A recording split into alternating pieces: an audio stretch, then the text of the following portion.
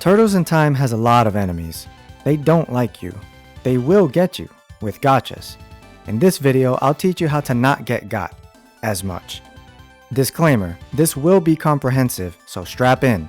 I intend to explain everything you need to know about how enemies behave and what works best against them. Despite simple color and weapon differences, they do act differently and have their own quirks. Welcome to part 3 of Turtorials in Time, Systematic Enemy Breakdown. Don't be fooled by this unassuming, empty-handed foe. The purples are not Goombas. They are hardened, battle-tested warriors that can delete you quickly. If you're facing toward them, they will attack using a variety of moves, randomly chosen, such as basic strikes, lunge kicks, jump kicks,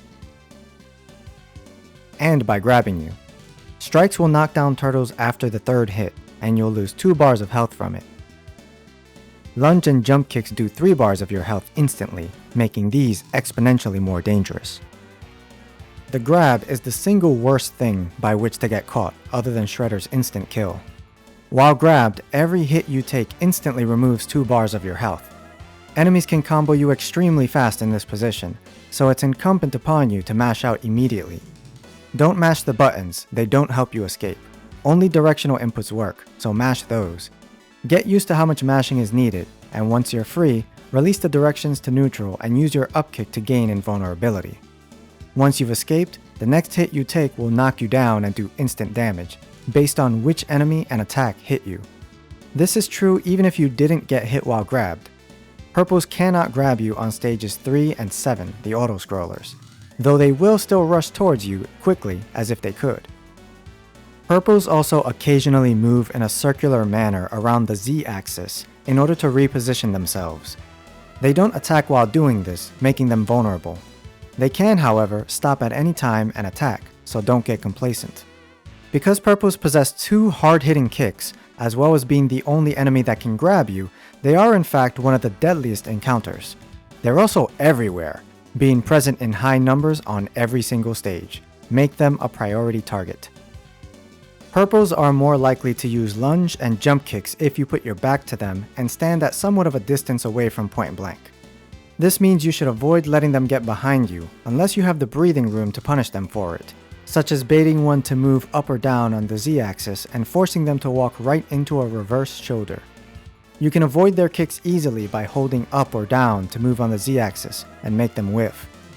It's also possible to intercept them with an upkick or a reverse shoulder, the latter of which will sometimes trade with their jump kick.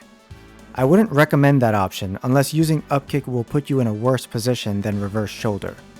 You can also swat them out of the air with a falling strike if they happen to jump while you are also airborne. Grabs almost have no counterplay. There are only 2 methods to stop them. Hit purples on the ground before they can get close, or perfectly time a falling strike on the offending purple that is directly below you. That second one typically only happens if you are already coincidentally airborne. There is no visual tell for when a purple will try to grab you other than the fact that they begin to walk extremely fast towards you, as if they are drawn to your reptilian magnetism. This is so fast that you will almost certainly not have time to react in most scenarios, but on occasion it is possible to deny them the opportunity to get close or punish your landing. They are light-footed, blue, and the fastest things not alive. They also swing fast, making them pests and likely to get pot shots on you unless your attack timing or dodging are on point. They don't have much range, however, making it possible to avoid damage simply by walking away. This is, in fact, a better lesson than what the rest of the game teaches kids. While being hit, they also sometimes start backflipping away to escape, granting them invulnerability. Like purples, they also use circular repositioning on the Z-axis. Every turtle can strike them from range, so act before they do and you'll intercept them. Bait them to move up or down on the Z-axis and make them walk into reverse shoulder, strikes, or upkick. Wall them out with neutral falling strikes if you're Donnie or Leo. Raph and Mikey can do it too if they're moving forward with it. If they backflip, simply follow them and punish with your preferred move. The timing is perfect for lunge kick, and it will instantly kill them with minimal risk to you. They are very simple to deal with and don't do much, but they do their specialty exceedingly well. They're exactly like purples, except they throw Shuriken at a distance and are incapable of grabbing. The Shuriken can be swatted with strikes, but it's unreliable due to strike animations being random. Avoid it by moving up or down, or use upkick for the iframes. You can also slide kick under it if you already had a head start. Otherwise, use purple foot strategies.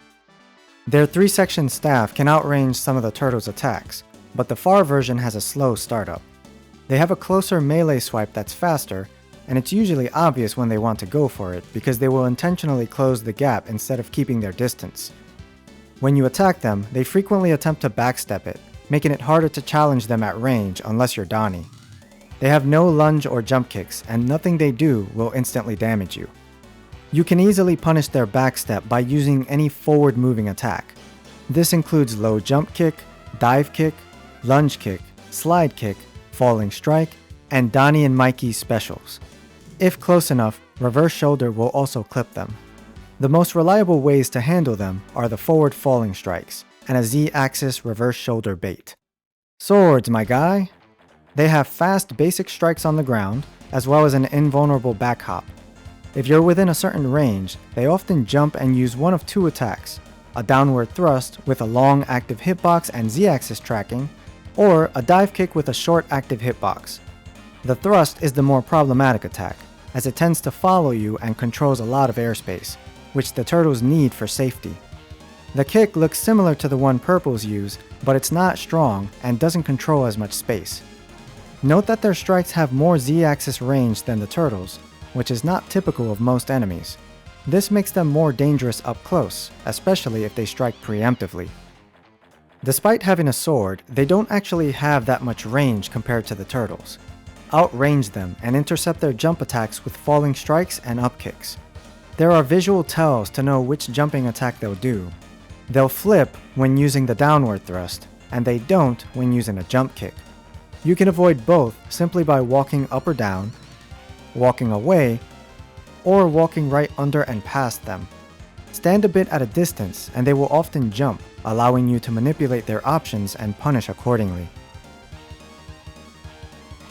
They're just like purples and pink Shuriken foot, but instead of Shuriken, they toss Kunai in 3s.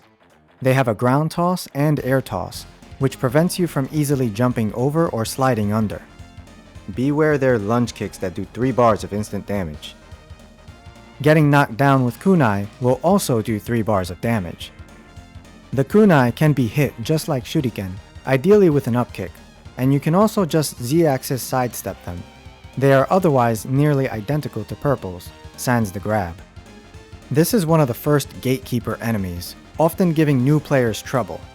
They appear in 3 spots on stage 2 and approach quickly from off-screen. If you are on their Z-axis plane, they will punch wildly as they get close. If you are not on their plane, they will move past you, then curve up or down and U-turn to reach you, followed by the punch, their sole attack. If you attempt to jump and move along the Z-axis, they will pursue. Normally they will do a U-turn every time they pass you, but depending on your timing, they sometimes bounce back and forth, as if bumping into an invisible wall, sticking to one side of you. If you continue to avoid fighting them, they actually just give up and run away. Handling them is much simpler than people tend to realize. Falling strikes and slide kicks destroy them instantly. All other attacks destroy them in 2 hits, except dive kick, back attack, and arc kick, which require 4 hits. The best option is to memorize where they appear and set up for a falling strike. But even without memorizing, you can simply strike them with your superior Z-axis range, or force them to U-turn and hit them as they draw near. The upkick's iframes makes this especially safe, so use it if you also need to defend against other nearby threats. The number of robots that appear depends on the game's current rank, which is influenced by factors such as difficulty level, turtle deaths, or enabling max rank by waiting for Big Splinter. Here are the setups I use to deal with them quickly and consistently.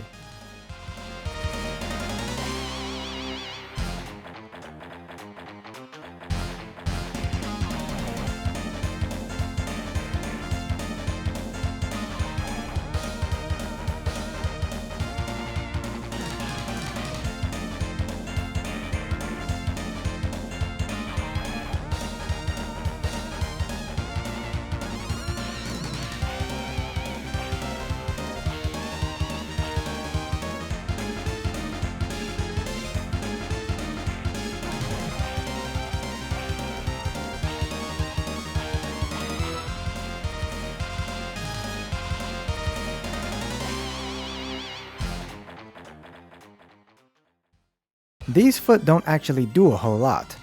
They feature only 3 attacks: a horizontal swipe, a thrust, and a downward swipe. Apart from that, they frequently use circular repositioning along the Z-axis, and they can switch their movement to be much faster than normal, allowing them to even match your up and down Z-axis movement speed. Outrange and Z-axis bait. They might follow you quickly, but their strikes are actually slow enough that you can simply hold up or down and move right past them. Since they often reposition, take advantage and punish them.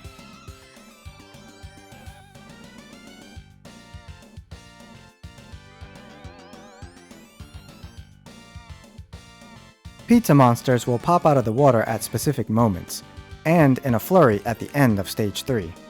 They pop out either to the left or right of you on your horizontal plane, sometimes from off-screen, and then start moving forward with their swipe or kick attacks at one of 2 heights: low swipes and high kicks.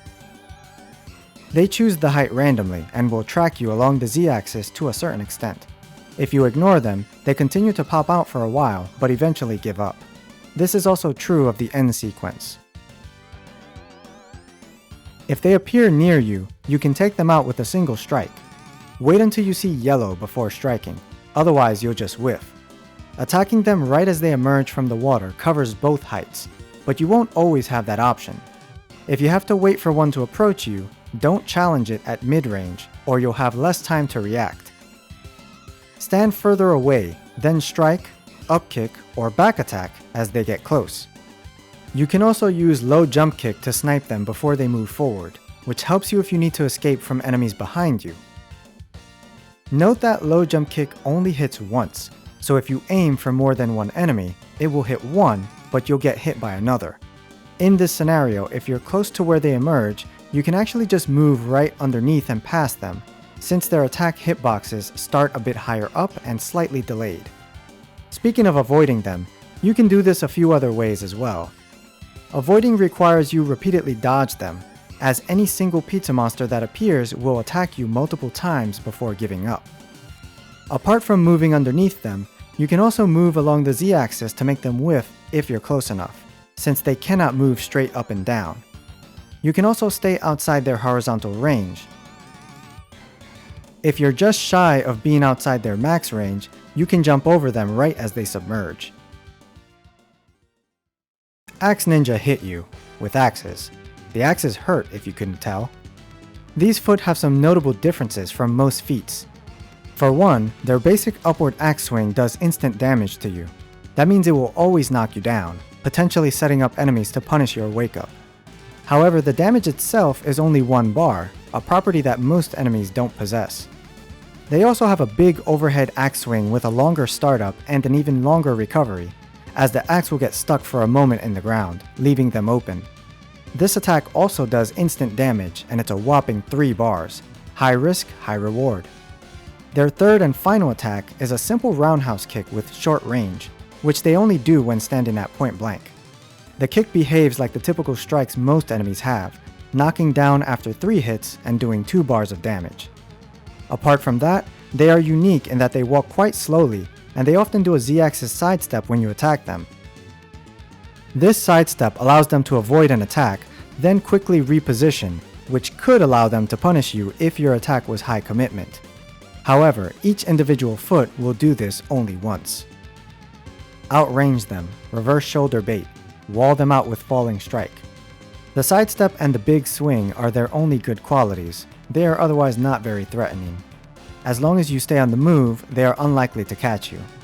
All 3 of their attacks are also slow enough that you can Z-axis right by with no risk of getting hit, provided they don't attack preemptively. Also referred to as Stone Warriors, these guys are the first in a new class of enemy that will progressively become more dangerous. The first ones are empty-handed, and as such have the least range of all rock soldiers. They feature various punches and a single kick. Their basic attack is a triple straight punch. If you get hit with the first, the second punch will whiff and the third will hit. Depending on how far you are from them, they will follow up these straights with either an uppercut, a front kick, or an upward swing. If you stand at point blank, they will prioritize the front kick and upward swing. Slightly further away, they prioritize the uppercut. At max range, they go for straight punches. The interesting thing about their straights and uppercuts is that they can do either 2 or 3 bars of damage. I'm not sure why this happens, whether it be a rounding error, differences in hitboxes, or if they internally have different attacks that happen to feature identical animations. Whatever the case, know that getting knocked down with these moves can potentially do 3 bars, and that's bad, especially considering the speed of straights. Rock Soldiers also have higher health than Foot, requiring 6 strikes to be destroyed, 3 to knock down once, and 3 more to finish them. They also cannot be thrown or slammed. As usual, outranging is a fantastic option. High damage moves like specials, falling strike, reverse shoulder, etc. will destroy them in 2 hits, so they are ideal. Low jump kick followed by a single strike also knocks them down, so it can be good, but sometimes they can snipe you out of the air with straights due to their speed. Alternatively, weak knockdown moves like dive kick, back attack, and arc kick will set you up to punish their wake up.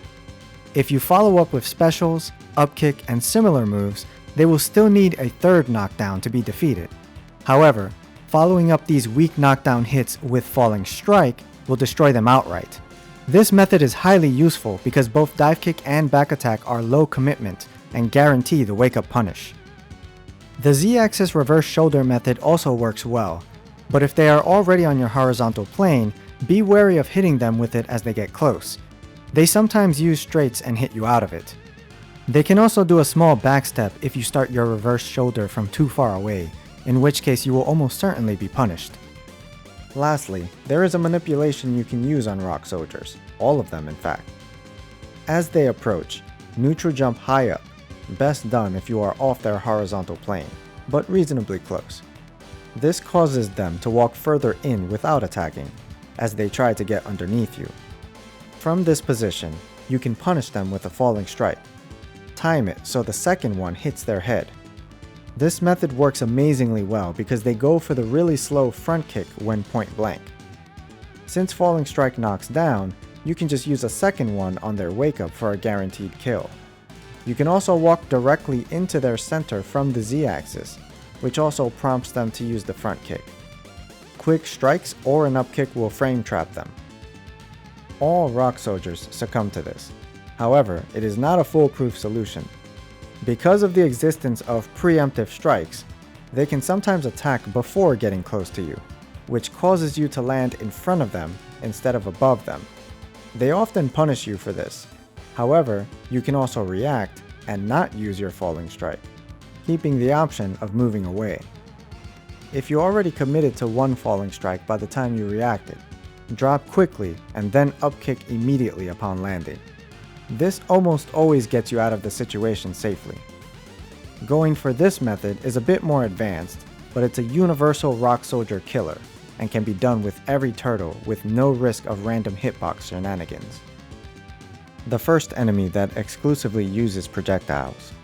They have 2 movement modes, one where they move only in cardinal directions, in which they attempt to match your horizontal plane and shoot from afar. The other has them moving diagonally back and forth, shooting only if you cross their plane. When they knock an arrow, they will take a moment to react to your current position. If you're near the ground, they shoot straight, but if you're higher up, they shoot up. This happens even if you've jumped after they began to knock. Arrows will knock you down in 3 hits, and the 3rd hit does 3 bars of damage. Remember, damage you take depends on which attack knocked you down, not the strength of the attacks you sustained prior. So getting hit with 2 weak attacks from other enemies, followed by a single arrow, will still do 3 bars. Since archers can control aerial space, this makes them a bigger threat than most enemies, despite not having any melee attacks. Prioritize them. Since they have no close range defense other than simply taking the time to knock an arrow, anything you do on the ground is effective. Z-axis movement is your friend, as they have no way to hit you. Dive kicks and falling strikes can technically work, but you have to be mindful of distance and timing, as you want to prevent their upward shot. A low jump followed by dive kick can go over their horizontal shot, but I wouldn't recommend choosing this most of the time, as it incurs a risk of getting hit if you're not on point. They are most problematic when in the strict cardinal direction movement mode, since they want to keep their distance. Reaching them with strikes other than Donnie's can be a chore. I recommend getting them to the left edge of the screen if possible. If they insist on being to your right, you can hang out on the left edge of the screen to bait them towards the center, then low jump kick to close the distance fast before they can shoot. This prevents unwanted screen scrolling. When they first appear, they'll come from behind holding a single bomb. That's their one bomb, and they really hope you get hit by it. They will only toss it once they match your horizontal plane. The bomb itself won't explode if it touches you, only its explosion, which means it can be baited. Once thrown, it can be hit by your attacks to explode early, or it will bounce on the ground and explode after a delay. The explosion is huge and does have some vertical reach, but not fully, so technically you can jump over it. Hitting the foot while they hold it causes them to drop it, and it'll explode upon hitting the ground. Once they lose their bomb, they become identical to Purple Foot, but with the inability to grab. Like archers, they also have two modes of movement while holding the bomb, cardinal and diagonal. While you can hit them and force them to drop it, doing so is risky. Some strikes, such as Leo's horizontal slash, will actually hit both the foot and bomb in one go, causing it to explode instantly. Mikey gets the short straw here, as all of his strikes can cause this to happen. If the bomb does drop, you can dodge it by either moving along the Z-axis, jumping, or using upkick for iframes. The better option is to simply stand in front of them and bait them to throw it past you. Do it at point blank if possible, and once the bomb goes over your head, use upkick to punish them. This is ideal because they actually recover very fast from the toss, and if you're point blank, they will attack immediately, but since upkick has invulnerability, you will just frame trap them. Sometimes this is not an option, such as when there are multiple bomb foot clustered together. An upkick risks hitting one of the other bombs. In this scenario, just bait the tosses, and then move along the Z-axis to avoid everything until no bombs remain. On the same stage where rock soldiers are introduced, the game holds nothing back and gives you one of the hardest variants to deal with. These guys only have two attacks, an overhead downward swing and a close front kick. The former hits very high up, so jumping is a bad idea unless you are using the aforementioned rock soldier killer. It does 2 bars of damage per hit, and it's fast. The latter is the standard weak hit. Mallet soldiers are like the pink Tonfa foot, in that they can match your Z-axis movement, making them even more of a threat. Combine that with the occasional preemptive strikes, and sometimes you might eat 2 bars out of nowhere. Note, if you play the European version of the game, you have privilege. This enemy, along with other rock boys that swing weapons around, were slowed down, making it significantly easier to dodge and bait them. It will be necessary to be a little more methodical if you want to deal with them consistently with minimal risk. First, specials. When using Donnie or Mikey, you can use specials a bit more safely if you position well. Donnie's special from max range is ideal, but you can also position a bit below enemies on the Z-axis to hit from an advantageous spot. Mikey's special also works well with that setup. Leo and Raph's specials work, but since rock soldiers tend to show up in groups, the lack of movement makes Leo and Raph sitting turtles. A more universal approach is the humble strike. Position yourself above or below them on the Z-axis, and when they near your horizontal plane, strike. Every turtle can reach these guys from their preferred distance, except the random sidekick. You'll be punished if it comes out. The answer to this is to whiff cancel your strikes. To do this, simply hold up or down while striking, and if the strike whiffs, the recovery animation will be cancelled, allowing you to escape sooner. This prevents the sidekick from being a liability. If any other strike comes out, you'll hit them and can continue your combo. This method has virtually no risk of failed execution, but timing the whiff cancel and reacting to the result takes some getting used to. Another option is the good old reverse shoulder Z-axis bait. With good positioning, you'll hit them almost at its max range, which means there's a delay before the hit. Account for this delay to minimize the chances of being interrupted during it. Yet another tactic is the up kick. It doesn't have the range needed to beat them, but there are some manipulations you can do with it, and the iframes will keep you safe, especially when large crowds make using other methods risky. Z-axis position as usual, then as they get in front of you, up kick. Half the time they won't swing the mallet and will instead just walk forward into the kick. If they swing, just reposition and try again until they eventually walk into it. This is by far the safest method, but as it requires the up kick, there is risk of execution failure. A variant of this strategy exists in that, after using an up kick, you can move forward and land next to them at point blank. This will prevent them from using the mallet, as they always use front kicks at this range. Strikes and up kicks are faster and always win here. You can also move forward and come down with falling strike, but this incurs greater risk, as they often attack a second time or move backwards to space you out. As you can see, rock soldiers add layers of complexity, and even an enemy with only 2 attacks can force you to take more specific and targeted measures. In the land before time, purple robots tamed local wildlife and sparked fire before Homo erectus stole the credit. The dinos themselves have no hurtbox, but they do breathe fire occasionally, or if you stand near them. The fire does 1 bar of instant damage and puts turtles in the scorch animation, in which they are unable to move for a moment. Just hit them off. The dinos run away and you're left with a purple foot you can punish on wake up. I have no idea what their weapon is supposed to be. It looks like a discus with spikes that protrude and retract. Name notwithstanding, this is one of the most dangerous enemies in the game. While using the weapon, they do basic damage and 2 bars on knockdown, which is standard. But their spatial control, which includes both ground and air, is excellent, as the weapon hovers around head height, curves upwards, then returns along the same path on the way back. Add to this the fact that when attacking them from the front, they tend to do a similar Z-axis sidestep like the blue axe ninja, except they aren't limited to just one sidestep. They'll do it repeatedly. This makes them surprisingly elusive and tricky to challenge. If you hit them after their weapon is thrown, they will ignore it and become empty-handed, just like the yellow bomb ninja. There are a number of strategies that work effectively. Strikes from the front work, since they don't always sidestep dodge. You can also time it so you clip them during their throw startup animation, but beware the random sidekick. Whiff cancel your strikes just in case. The best method, however, is to bait their throw, then punish before the discus returns.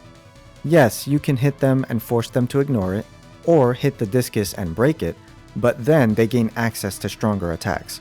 Prevent that by simply eliminating them outright. If your back is turned to them, they will always treat you as vulnerable and toss it once they're within range. You can jump over it and come down with a falling strike, or another strong move like reverse shoulder or up kick that keeps you safe from other enemies. This method removes the randomness from them, enabling you to consistently manipulate and punish them. Identical to the previous green archers we saw before, but without the ability to shoot straight forward, and with upshots that move in a parabola. They have fire-tipped arrows that scorch the turtles for 1 bar, and if the turtles touch the resulting flame on the floor, they hop on 1 leg, as with the spike traps from Stage 3. They are also a priority enemy, due to their control of both air and ground space, and ability to do instant damage. Stand near them. Their shots completely fly over your head, so long as you don't jump. They are unable to hit you even at point blank, so strikes and reverse shoulders are great. As the arrow begins to drop, it becomes capable of hitting you on the ground, even if it looks as if it went over your head. Don't stand at a distance from them, unless you are well outside their range. If you must take to the air to escape some other threat, do it on a different Z-axis plane, or use upkick to go right through the flames. Same behavior as all rock soldiers. They have a close range front kick, a weapon swing, and gunfire that shoots downward. The gunfire does the typical 2 bars on knockdown, but the weapon swing does 3 bars instantly. It's also very fast, except in the privileged version. This swing does have some degree of vertical reach, so attempts to jump over it often result in you getting hit if you're still close to the ground. They often shoot from off screen once spawned, signaling that they're approaching. It's best to memorize their spawn locations, or at least stay towards the center of the screen when they spawn so you don't just run into their spray and pray.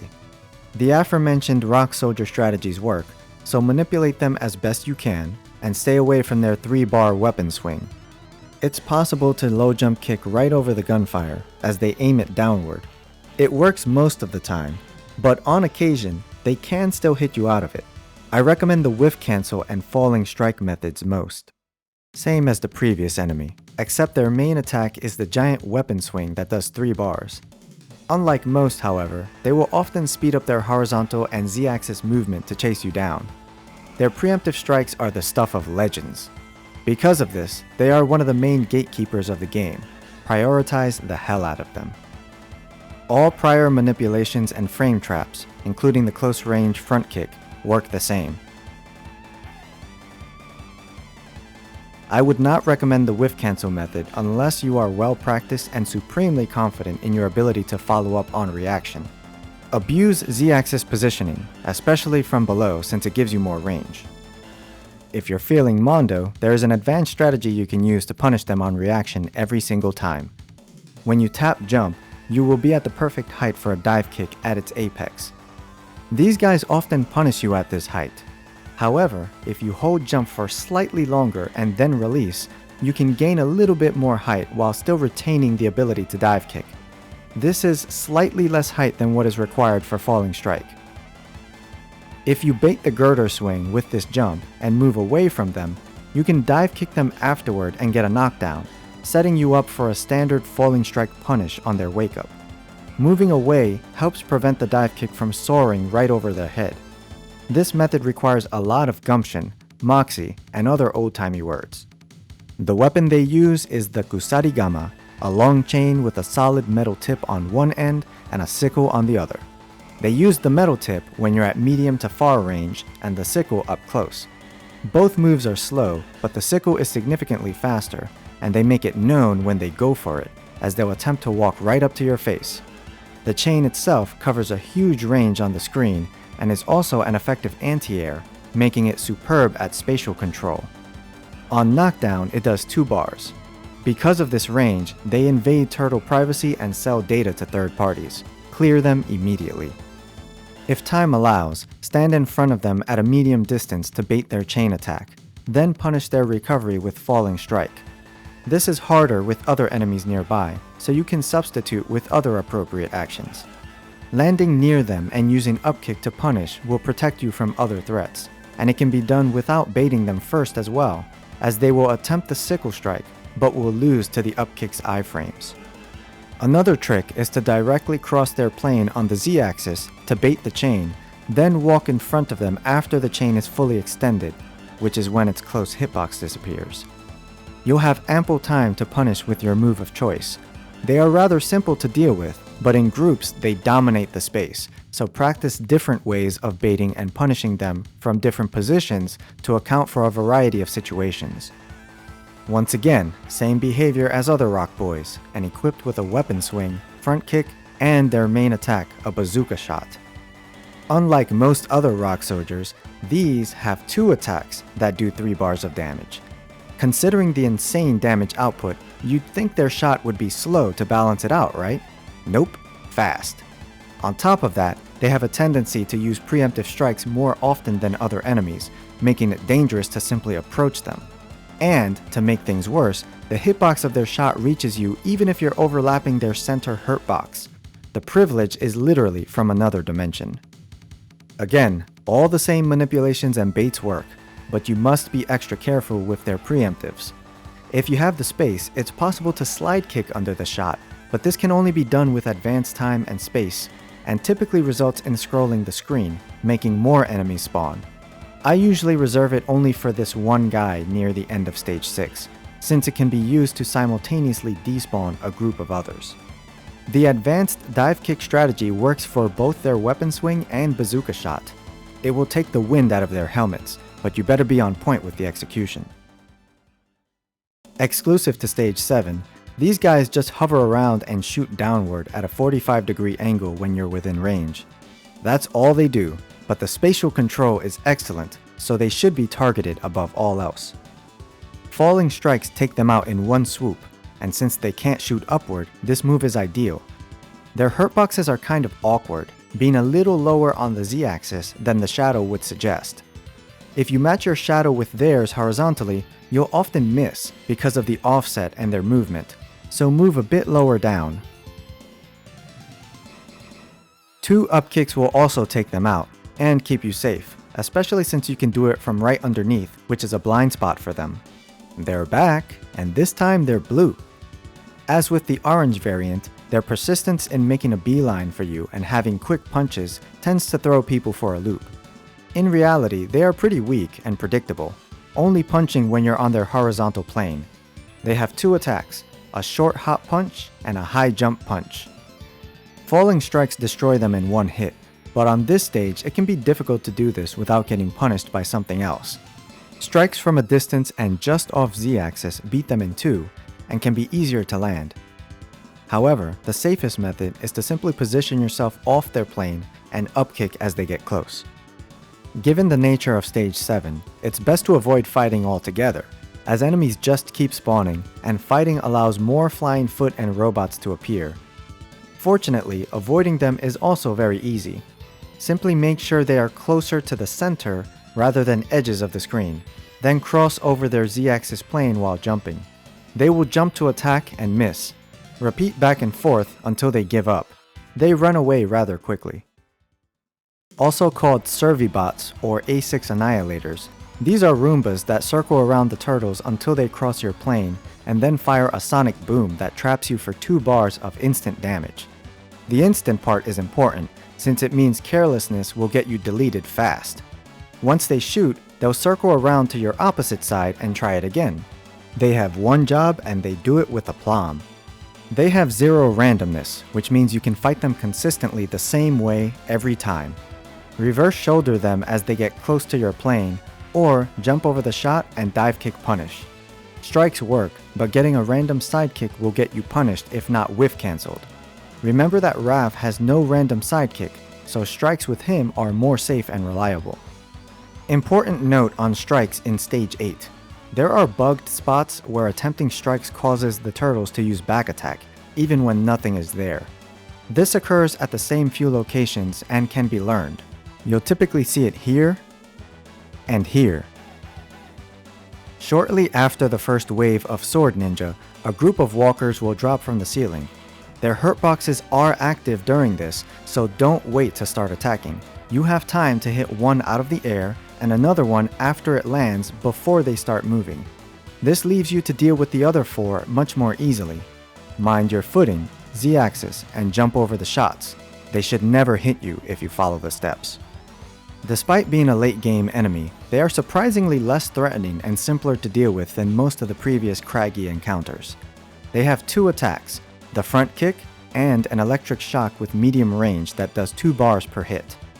Though they are easier to deal with, the instant damage is still a problem, especially in the context of Stage 8's swarm of enemies. Use the same good old Rock Boy strategies, but know that you have a couple additional options here. If you bait their electric shock, you have time to sidestep while using a dive kick. This lets you get behind them and still offers enough time to punish their recovery, since they're stuck in the attack for a while. Another option is to bait their shock, then jump and come down with Falling Strike. This sounds similar to what I've mentioned before, but the difference here is that you'll actually be able to punish their long animation, rather than relying on randomness and having to react to preemptive strikes. As long as the bait was successful, they're helpless to defend against the punish. The final unique enemies in the game, and they're not unique at all. In fact, they're just carbon copies of the electric ones, with the same type of attack and damage output, the only difference being fire themed. In fact, they are so throwaway that only a few exist in the game at all, and all right next to the final pizza power. This is it. This is the end. It's been a wild ride, and I know you credit fed to get this far, but hey, at least you're here. If you got this far into the video, thank you so much for watching and engaging. I spent a lot of time writing down intricate details about what enemies do, what to look out for, various strategies against them, etc. so that you might understand the game better and have more fun. Unfortunately, many people think the game is just rigged and that there aren't any reasonable answers to the challenges it presents, so they give up. The goal of this video and tutorial series is to demystify things so that others can experience the same thrill that I do when playing it. I hope you enjoyed and found useful this tutorial in time. I'll see you next time.